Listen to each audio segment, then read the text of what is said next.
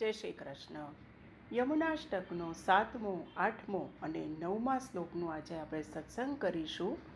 તો 7મો શ્લોક છે, મમાસ્તુ તવ સન્નિધો તનુનવત્વ મેતાવતા. આ શ્લોકમાં શ્રી વલ્લભ વૈષ્ણવોને શું સમજાવે છે કે વૈષ્ણવને સેવા ઉપયોગી જે દેહ છે એ પ્રાપ્ત કરવાની વાત કરે છે. વૈષ્ણવ જો સેવા કરે, સેવા લગતું કોઈ કાર્ય કરે તો એ કોની કૃપાથી થઈ શકે છે? શ્રી યમુનાજીની કૃપાથી. અને એને શું કહેવાય છે? તનુનવત્વ. યમુનાજીની કૃપાથી આપણને જો તનુનવત્વ પ્રાપ્ત થાય તો એનાથી આપણને એક અલૌકિક દેહની પ્રાપ્તિ થાય છે, સેવા ઉપયોગી દેહની પ્રાપ્તિ થાય છે. અને આપણને જે ઉંમરનું જે બંધન છે એ ક્યારેય નડતું નથી. એટલે મમાસ્તુ તવ સન્નિધો તનુનવત્વ મેતાવતા. શ્રી પ્રભુને પ્રિય એવા શ્રી યમુનાજી આપની સમીપમાં રહી અને જે ભગવત લીલા ઉપયોગી જે દેહ થાય એ દેહની આપણને પ્રાપ્તિ કરાવે છે અને કોઈ આપણને બંધન નથી નડતું. ન દુર્લભ તમારતે મુરરીપૌ મુકુંદ દ પ્રિય. તો શ્રી કૃષ્ણમાં જે ન દુર્લભ તમારતે એટલે કોઈ દુર્લભ નહીં, પરંતુ સરળતાથી જ આપણને પ્રભુની પ્રીતિ, પ્રભુનો પ્રેમ એ આપણને શ્રી યમુનાજીની કૃપાથી, રતિ એટલે કે પ્રેમ, એનાથી પ્રાપ્ત થાય છે. યમુનાજીની કૃપાથી. અતોસ્તુ તવ લાલના સુરધુની પરમ સંગમાત તવેવ ભુવિ કીર્તિતા નતુ કદાપી પુષ્ટિ સ્થિતે. હવે આપના સમાગમ વિના શ્રી ગંગાજીની જે સ્તુતિ છે એ પણ પુષ્ટિ માર્ગીય જીવો નથી કરતા. પણ જ્યારે શ્રી યમુનાજીનો ગંગાજીની સાથે સંગમ થાય છે એ ગંગાજીની સ્તુતિ પુષ્ટિ માર્ગીય વૈષ્ણવો કરે છે. ન તો કદાપી પુષ્ટિ સ્થિતે. પછી કહે છે કે સ્તુતિમ તવ કરોતિ કહ કમલચા શપથ નિપ્રિય. આપની સ્તુતિ કોણ કરી શકે? કોનું સામર્થ્ય છે? તો કે આપ શ્રી તો શ્રી લક્ષ્મીજીના સમાન સૌભાગ્યવાળા છો. આપની સ્તુતિ કરવા તો કોઈ સમર્થ જ નથી. પહેલાં તો શું હોય, સામાન્ય રીતે લોકો પહેલાં ભગવાનની સેવા કરે, પછી લક્ષ્મીજીની સેવા કરે, ત્યારે મોક્ષ સુધીનું સુખ આપણને મળે છે.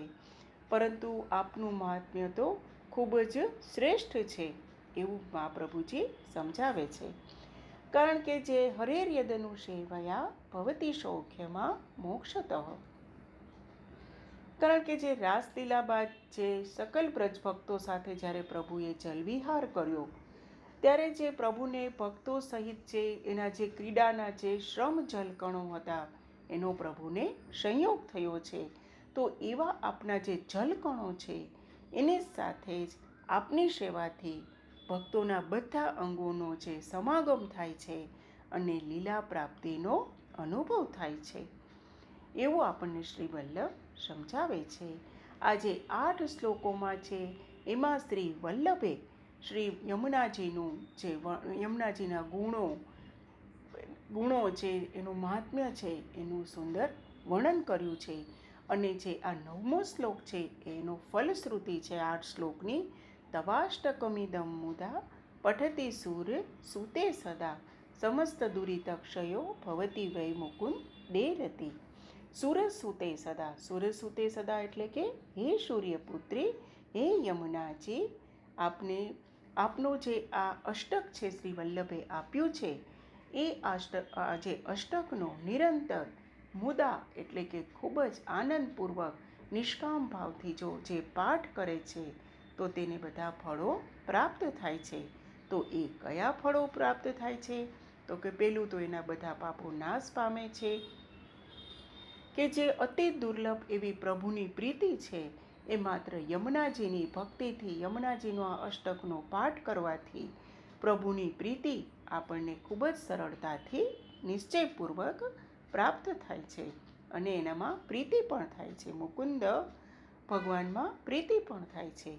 અને પ્રીતિ થવાથી શું થાય છે કે તયા શકલ સિદ્ધયો મુરરીપુશ્ચ સંતુષ્યતિ. કે આવી જે પ્રીતિ થાય છે એનાથી આપણને સર્વ પ્રકારની સિદ્ધિઓ પ્રાપ્ત થાય છે. અને સ્વભાવ વિજયો ભવે વદતી વલ્લભ શ્રી હરે.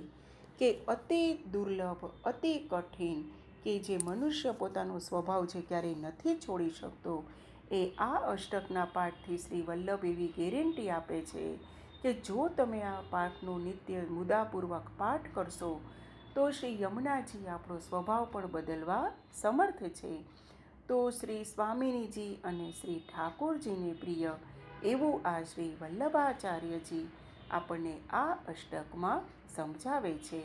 શ્રી યમુનાજીના ગુણો તો અનગિનત છે, અપાર છે, પણ થોડા ઘણા પણ એવા જે શ્રદ્ધા સુમનના પુષ્પો મેં શ્રી યમુનાજીના અને ઠાકોરજીના યુગલ ચરણોમાં સમર્પિત કરવાની કોશિશ કરી છે.